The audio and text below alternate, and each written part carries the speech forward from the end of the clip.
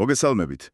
დღეს ჯორჯ ორუელის 1984-ს ჩაუღრმავდებით კონკრეტულად იმ თავებს, სადაც უინსტონ სმითის ცხოვრებაა ოკეანიაში აღწერილი.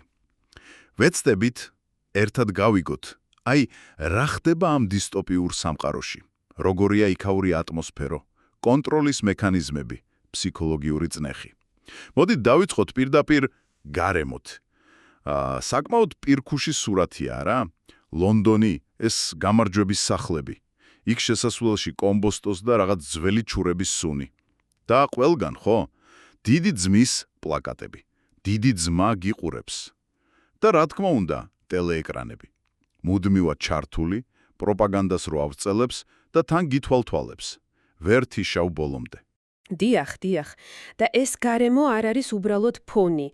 ეს პირველივე წუთებიდან ქმნის განცდას, რომ მუდმივად გიყურებენ, აკონტროლებენ, განსაკუთრებით ტელეეკრანი, ხო? ეს ხო მარტო პროპაგანდისტვის არაა, ეს ორმხრივია. შენს გიყურებს, ზურგიც კი არ გაქვს დაცული. ანუ მუდმივი დაძაბულობაა, ეს ფსიქოლოგიურად მოქმედებს ძალიან. კი, ნამდვილად. და ამას ემატება ის საყოველთაო ნგრევა, გაჭირვება, ყველაფერი რო ინგრევა, იშლება. გახსოვთ, ის სახლები, დაბომბილი ადგილები, მუდმივი დეფიციტი ყველაფერზე.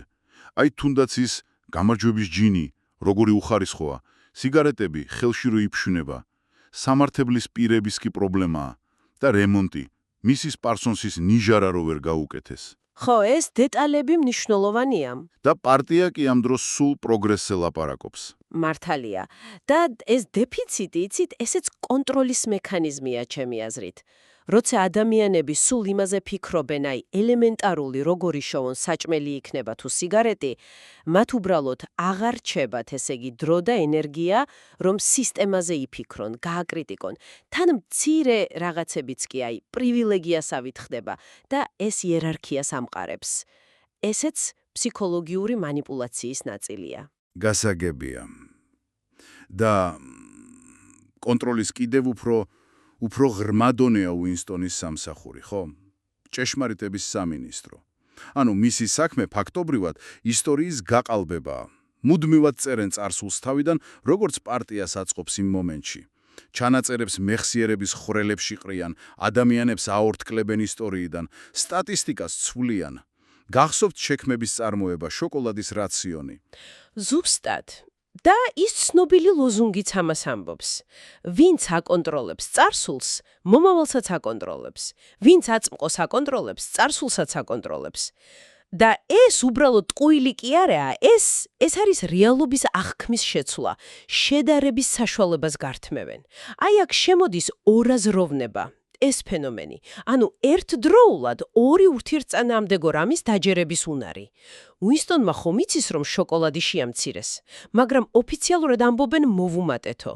და პარსონსისნაირები ამას იჯერებენ. კი, და საიმე ახალმეტყველებაზე რომ საუბრობს, ესეც ხო ამ კონტროლის ნაწილია. რა თქმა უნდა, ახალმეტყველების მიზანი ხომ აზროვნების შეზღუდვაა, ისეთი ენის შექმნა, სადაც ერეტიკული აზრის გამოთქმა კი არა, გაფიქრებაც შეუძლებელი იქნება. ორთოდოქსულობა არაცნობიერებაა. ეს არის საბოლოო მიზანი. წარმოუდგენელია. ენა, რომელიც გზღუდავს, გარემო გითვალთვალებს და კიდევ ემოციური манипуляცია, ხო? ორწუთიანი სიძუვილი. ეს რიტუალი, კოლექტიური გაშმაგება გოლდსტაინის. ამ მითიური მტრის წინააღმდეგ. მონაწილეობა თითქოს სავალდებულოა, მაგრამ იმდენად ძლიერია ეს ატმოსფერო, რომ უინსტონიც კი ერთვება, მიუხედავად იმისა, რომ შინაგანად ეწინააღმდეგება. ხო, და ეს ძალიან ეფექტურია. ბოლოს კი სკანდირებენ ტოძა. რაღაც თვითჰიპნოზივითაა. აუცილებლად. ეს სიძულვილის მიმართვა გარეთ გამოგონილი მტრისკენ, ეს რეჟიმს აძლიერებს. უკმაყოფილობა და აგრესია პარტიისკენ კი არ მიდის, არაბედ გოლდსტაინისკენ. და თან გოლდსტაინი განასახიერებს ყველაფერს ცუდს, მშვიდობას, თავისუფლებას. ანუ თვითონ ეს ცნებებიც კი სახიფათო ხდება, მოღალატეობრივი. ეს ემოციების მართვის კლასიკური მაგალითია. ამ ყველაფრის ფონზე ვხედავთ უინსტონის პატარა პირადი აჯანყების მცდელობებს. დღიურის წერას რომ იწყებს, ძირს დიდი ძმა წერს და აცნობიერებს, რომ აზრდანაშაულის სიკვდილია. კი, და ეს ძიება. წარსულთან კავშირის ძიება, ის შუშის პრესპაპიე, ანტიკვარული მაღაზია. ხო, ჭეშმარიტების ძიება. თავისუფლება არის იმის თქმის თავისუფლება, რომ 2 + 2 4-ია, ეს ფრაზა. და რა თქმა უნდა, მისი ურთიერთობა ჯულიასთან. ესეც ხო აჯანყება? საინტერესოა ჯულიას პერსონაჟი, ხო? მისი აჯანყება სულ სხვანაირია. ეს უფრო პიროვნულია, ინსტინქტური, აი როგორც სიკშია, წელიდან ქვემოთ მიამბოხე. მას ძულს პარტია, იმიტომ რომ სიამოვნება ზღუდავს. არ ღვევს წესებს, მაგრამ აი სისტემის შეცვლა, იდეოლოგია ეს დიდად არ აინტერესებს. ანუ უინსტონი უფრო ღმად მიდის, ისეძებს რაღაც უფრო ფუნდამენტურს. შეიძლება ასეთი თქვას. უინსტონი ეძებს კავშირს, გაგებას, სიმართლეს.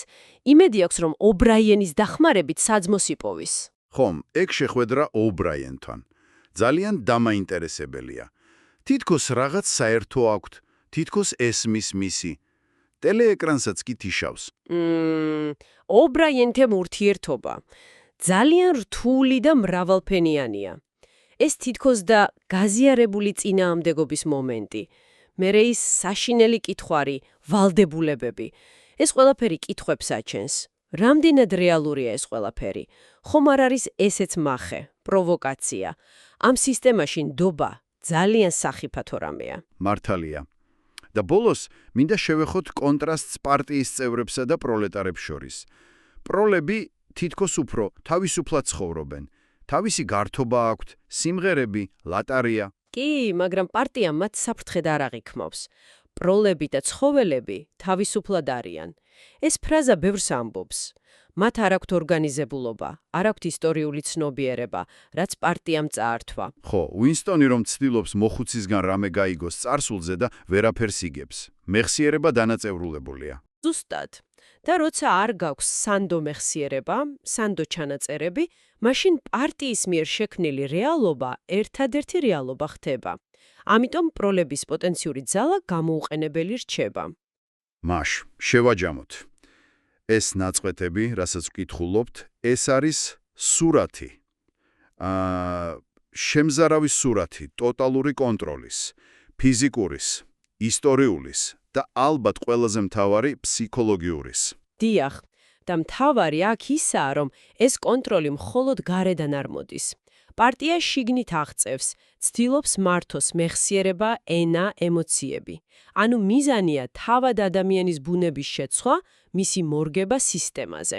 და ბალოს, თქვენთვის, ჩვენი მსმენელისთვის, ერთი კითხვა დასაფიქრებლად. წიგნი გვეუბნება, რომ თავისუფლების საფუძველი შეიძლება იყოს ობიექტური რეალობის აღიარების უნარი. თუნდაც იმის, რომ 2 + 2 4-ია.